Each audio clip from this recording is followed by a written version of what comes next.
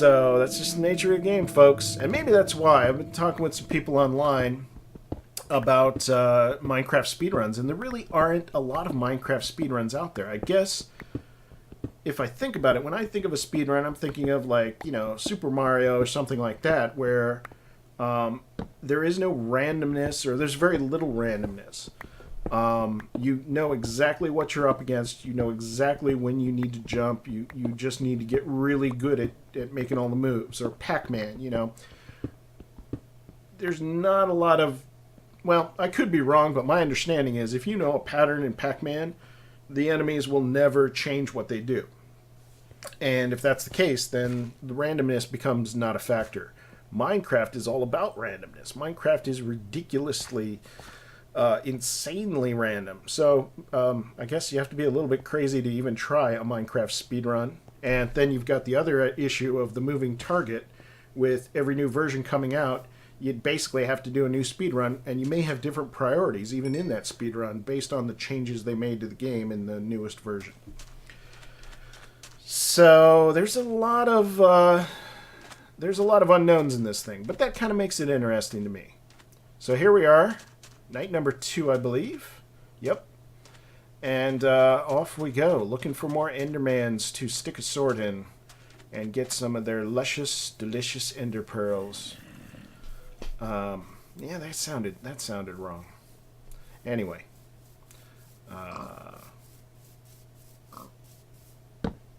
Cleaning up my bit shelters, putting a little bit of light there so that I can see what's going on from a good distance. Or for that matter, see where they are from a good distance. I could have gone around and knocked down the cacti, but, it's just probably not worth it. I really don't care about creepers. As long as I can get to a point where I find an Enderman, then I'll scout the area for creepers. And if I have to kill a creeper or two before I tangle with an Enderman, then so be it. There's no way to keep the creepers out, so you're not really gaining a lot by knocking down, a few hundred cacti. It just wouldn't be worth it. It wouldn't even be worth the materials on the axe. So yeah, running around, looking for Enderman. And I apologize. I know that this is not exactly, action-packed video here. But I did want to make sure that this was out there so people could see every single second of my speedrun. First of all, just to document it so people wouldn't be able to say, oh, you didn't do that, or you fast-forwarded through it. We don't know how long you did. Well, here you go. This is what it is. Here's an Enderman. I've got a chance to take a whack at him, but a couple zombies and a spider up my ass.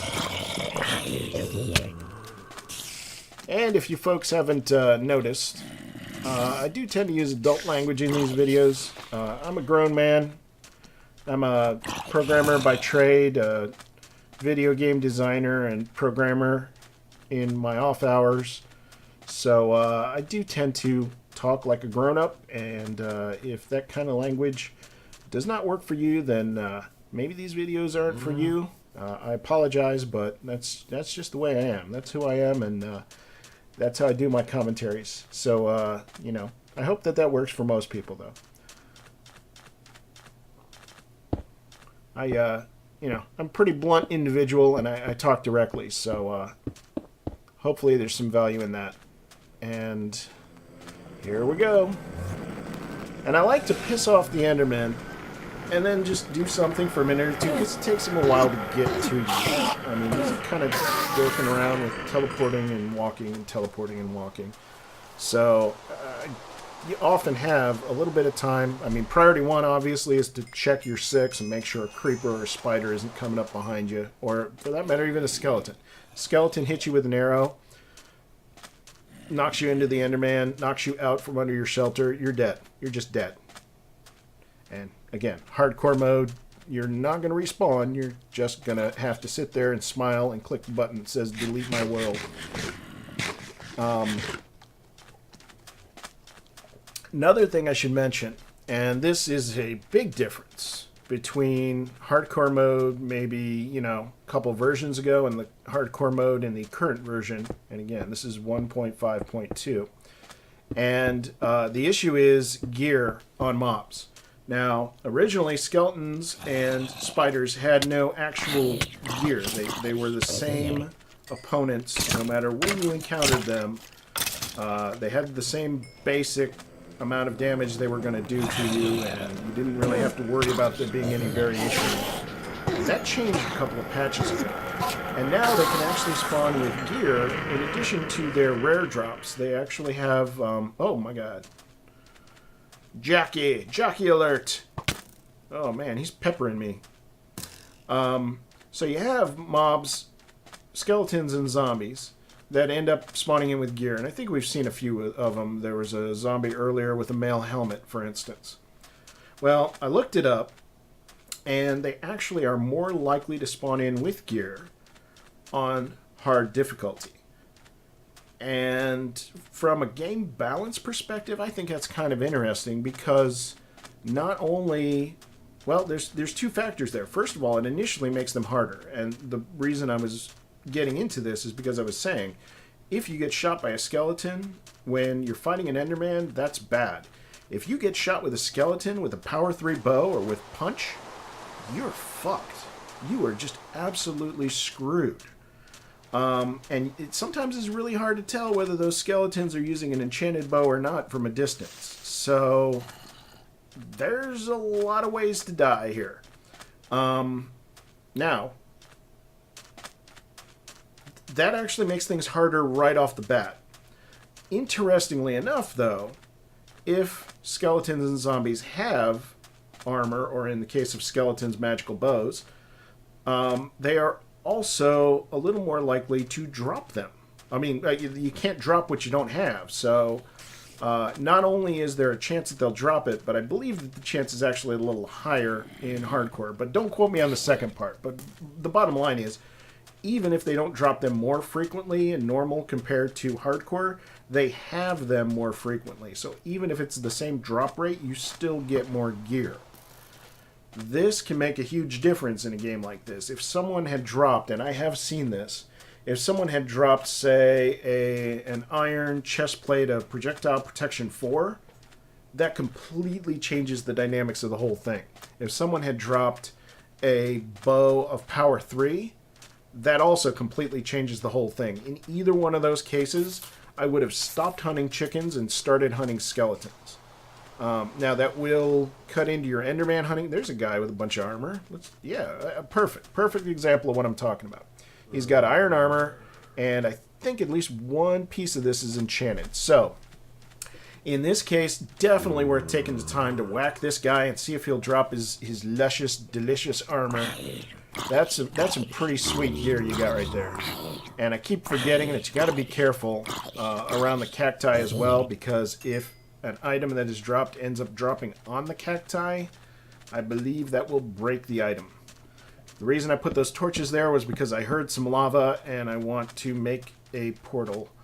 And I'm going to decide later on, well, first I have to find it, and then I have to decide whether it's a situation where I need diamonds or not. But I don't have time at night again. I literally can't spend any more than a couple seconds on any individual distractions. I've got to spend pretty much the whole full 10 minutes of the night half of the day-night cycle just looking for Enderman and just doing everything I can to get those damn Ender Pearls.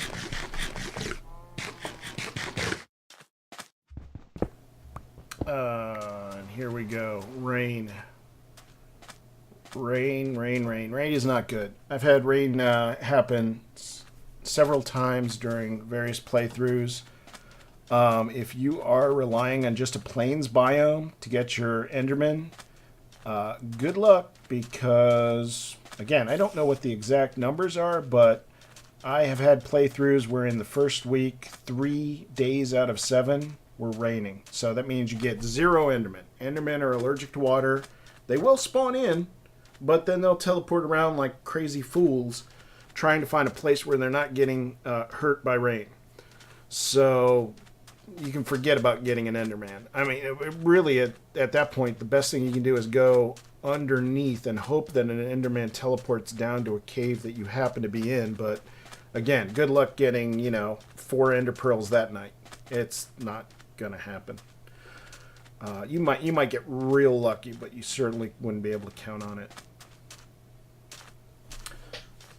So the good news is that a desert actually at night, especially, and I guess we're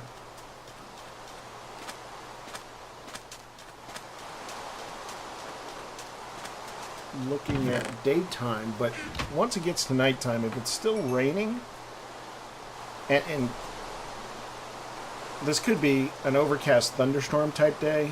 As it turns out, it's not. But, and apologies if there has been some thunder, because I can't actually hear the video real well while I'm recording the narration. But I don't believe this first day was a thunderstorm yet. So if it's just like a lightly overcast day with some rain, that means that you're not going to get mobs spawning in at any high rates. You might get a few. You get a handful, and yeah, it's not that big of a deal. Whereas if it's a thunderstorm during the day, that is, as I don't know if it's as dark as night, but you certainly have tons of mobs spawning in, and that's a situation where your desert actually will end up at night having more Endermen than it otherwise would have. The reason is, like I said, in nearby biomes, when it rains, the Endermen start teleporting around looking for a safe place. If they teleport into the desert, that is a safe place for them. So you'll end up getting some Endermen along the fringes, as well as any Endermen that would normally spawn in that desert on that night. So you actually have that's probably the only situation.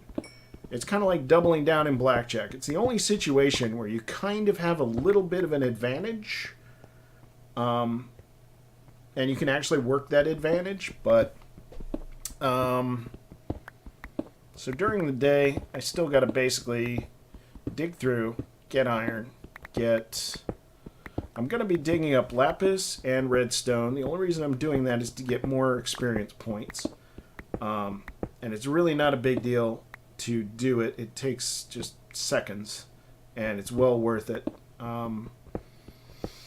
In an ideal situation, I would basically be able to make a full set of armor, so 4 pieces of iron armor, enchant them all at level 8, which isn't going to get you much, but it'll get you something.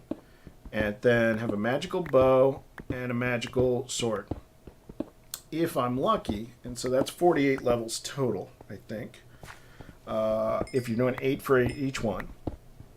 If you're lucky, by the time you head out to the Nether, you will have all that.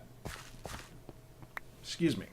And then, in the Nether, you're going to be fighting Blazes, so you're going to get a couple more levels. I mean, between Blazes and, for that matter, Endermen, give you a little bit more experience than your typical mobs. So, that can add up pretty quickly, especially when you're combining it with other things, smelting iron and whatnot, gathering food from animals. So you could probably squeeze out another level 8 enchantment or 2 by the time you get to the end, the portal for the end. For that matter, I even take my enchanting table with me, because if I have to fight any substantial mobs in the stronghold with the end portal, then I just go ahead and enchant something. I mean, at that point, something is either it has a useless enchantment against the dragon, or a piece of armor is particularly worn out. So you can usually, scrape together a little bit of an enchantment. So basically my plan is to take my full set of iron gear, which I have now. I think, well, I may not have all the pieces of armor yet, but I have just about a full set of what I need regarding iron gear.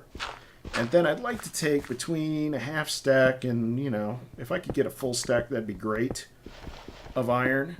Some people would say that's overkill, and I wouldn't disagree with them, but I have found it to be very, very useful. It's not uncommon for me to throw together a, iron chest plate before I head off to the dragon and maybe get protection 2 on it instead of protection 1. That alone is worth the price of admission. In this particular playthrough, I'm actually going to have need for an anvil. And this gets back to the gear drops. If you enchant a bow at level 8, you're almost always going to get... oh, I'm drawing a blank here. If you get level 8 on a piece of armor, you're almost always going to get protection. If you do a bow, you're almost always going to get power 1. If you do a sword, you're almost always going to get sharpness 1. Those are basically the default enchantments. You're possibly not a whole lot better off between level 1 and level 8 there, but level 8 is just high enough, and looking at the enchantment tables and the crazy math that goes into calculating an enchantment, and there are random luck factors and all sorts of stuff. But basically, you can only count on really some fundamental enchantments. You might get lucky. However, the wild card is always what are the mobs going to drop if they have special gear. And it is pretty routine. Anybody that's run a skeleton grinder in a recent version of the game will be well aware of this fact. Skeletons often drop unenchanted bows. They're usually pretty beat up, but they're pretty common. Well, common's probably overstating it, but they're not rare. You'll get a few over the course of a game if you kill enough skeletons, which I won't be doing this time around. I'll be killing skeletons only when absolutely necessary, because if there's a skeleton... I mean, in a cave, sure, I'm going to attack a skeleton, but outside, if it's a choice between fighting a skeleton and fighting an Enderman, or even just looking for an Enderman, I've got to be looking for the Enderman. I can't mess around with the skeleton. So, but if you can get a power 1 bow, and if you've enchanted your own power 1 bow, then you can put them together in an anvil and get a power 2 bow. Now that can make a huge difference at the end, killing the dragon. Especially when, I mean, I essentially don't hit the dragon with a sword ever. I just use my bow for the whole battle. And it seems to work out pretty well for me. So, that's 31 iron to make an anvil. And it may seem like kind of a ridiculous amount of time, but if you think about the fact that most iron deposits are between 6 and 8 blocks, that's really not that many. I mean, in a good scenario, that's 4 deposits, and you can find that in the space of 3 or 4 minutes. And also keeping in mind that at the rate I'm getting ender pearls in this playthrough, we're already talking, you know, days and days and days of time during the day that I have to keep myself busy. Again, going and getting your blaze rods generally isn't going to take that long. So if that's literally all you have going on during the day, you're going to be looking for stuff to do. Now, you know, you can always go down and mine when you find that it's day and you have nothing to do.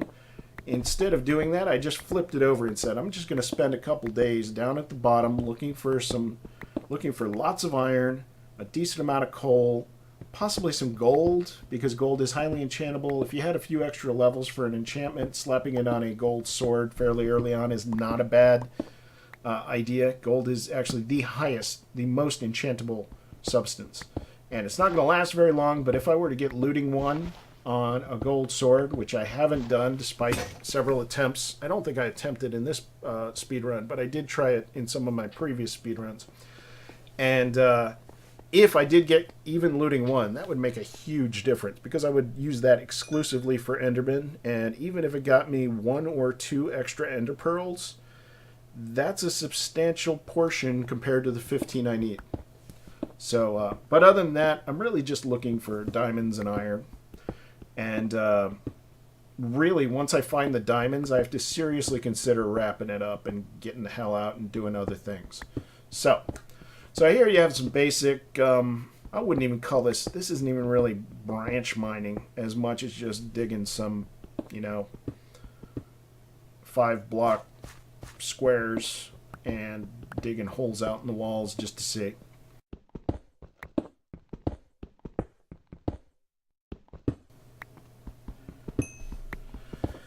So, still digging. And at this point, we are getting close to the time we need to head up for night number 3, I believe. We should be approaching, or just past the 40-minute mark.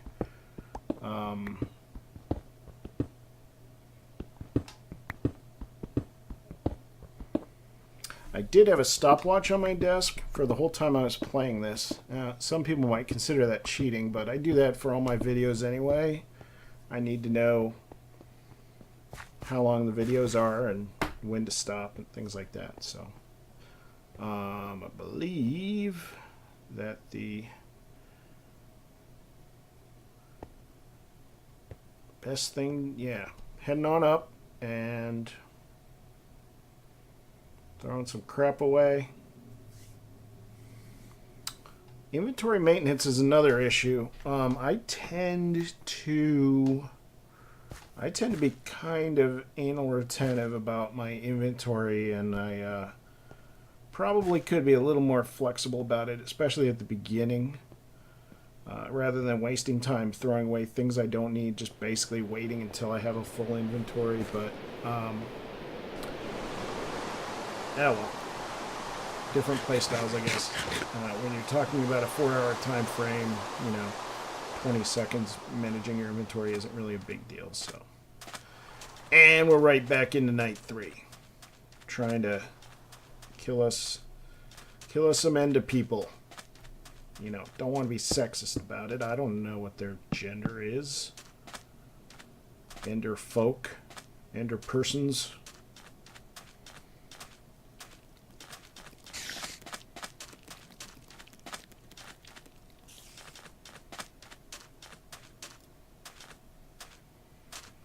And I'll tell you that running a speedrun like this is like having an exam at college. It's just, white knuckles all the way, because you're just trying to squeeze out every bit of utility you can possibly get out of every single thing you do.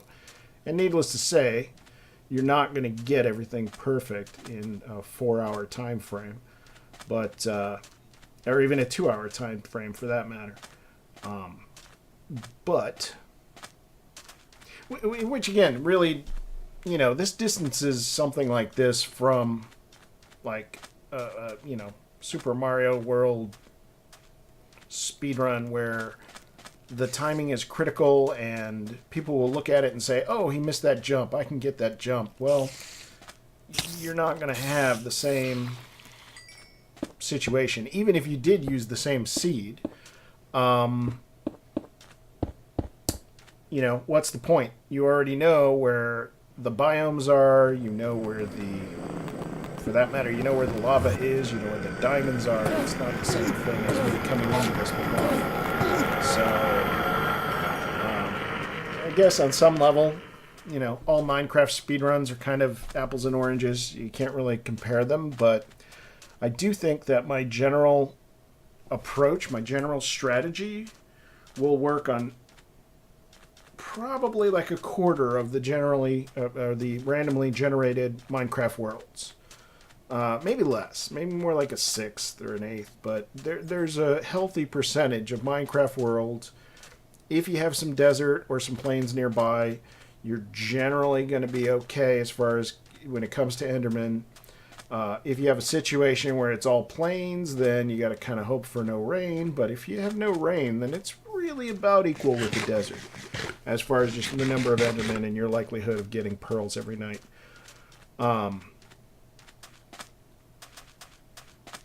But, I mean, everything's going to be a little bit different. Finding, iron, for that matter.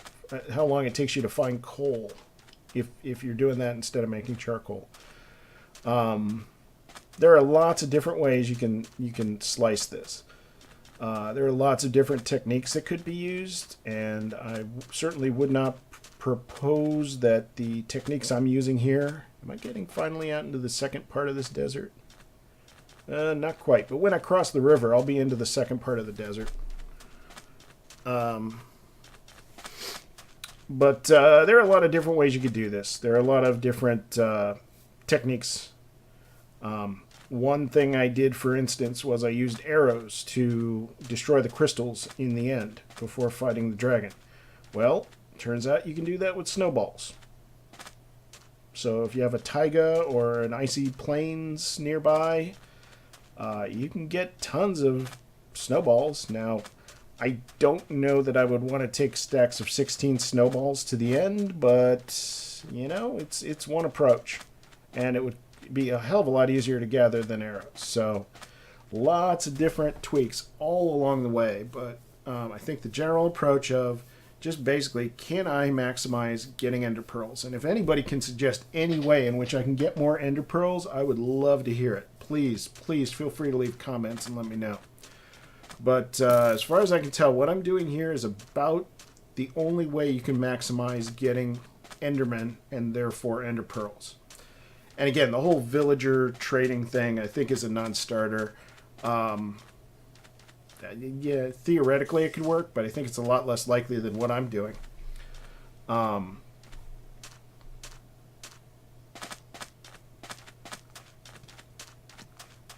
as far as arrows go, there are only 3 sources. You know, you get feathers and flint. You kill a lot of skeletons, which this is another thing in which things are really a lot harder than previous versions. You got, not only do skeletons occasionally have magical bows, and armor for that matter, but they also spam arrows like crazy when you come in for melee. So, I mean, I'm in pretty good shape here. I have a nice sword. I have good armor. I could attack skeletons, but they're going to peg the hell out of me. They're going to whack me at least a couple times each. And is that really worth getting, you know, between 0 and 2 arrows? Maybe not, you know? So it's all a question of trade-offs. And, you know, your mileage might vary if you were to attempt this, so, which is fine. And honestly, I'd love to see anybody else try this, and I'm not saying that sarcastically. I would really enjoy seeing other people trying these speedruns because I think it's really an interesting challenge, an interesting puzzle for people that are familiar with the game and maybe sort of getting bored and looking for some new challenges. This is definitely challenging. I think you have to be a little bit crazy to even try it, but it clearly can be done, and I'm quite certain that I can get my time down at a minimum. If I had had better luck on this one, I'd probably be closer to the 3-hour mark instead of the 4-hour mark. 4 hours is particularly underwhelming, in my opinion. But again, I'm posting this more as a baseline and a starting point rather than trying to brag about it or anything. This is not braggable. But it does highlight, and I did want to discuss, a lot of these issues around speedrun. So anyone thinking of doing a speedrun would actually have something to work with and a place to start from.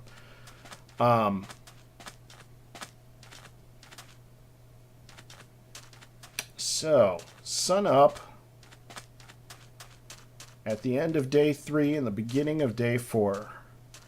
So this will be a great place to wrap up this particular episode. Like I said, I want to keep them about a half an hour. So, actually, I didn't say that. I do want to keep them about a half an hour so they're a little bit easier to watch. And I guess in retrospect, if I had thought about it, I would have done them every 20 minutes, just a full day. But anyway, half an hour is pretty easy to watch, and it should be about 8 episodes total. So a little bit of commentary at the beginning and the end, maybe a little bit of a post-mortem at the end, just talking about what went well, what didn't go well, what I might do differently in the next. And this guy, I just straight up whacked him. A, because I had a shelter nearby, and B, because it's sun. These guys can get really crazy. After the sun comes up, well, first of all, and I should have mentioned this earlier, if you hit an Enderman in the feet instead of the face, he won't teleport, and if you hit him in the face, or the chest, I think, he has a tendency to teleport away, and even sometimes he will become non-hostile. And if he teleports into water, he will become non-hostile. If he teleports and he finds that there's sunlight, he will become non-hostile. If he's just standing there in the sunlight, he will become non-hostile. So that gets a little crazy as far as how to keep these guys from running away from your combat. I mean, it's a complete waste if they disappear. So that's it for this episode. Thanks for watching.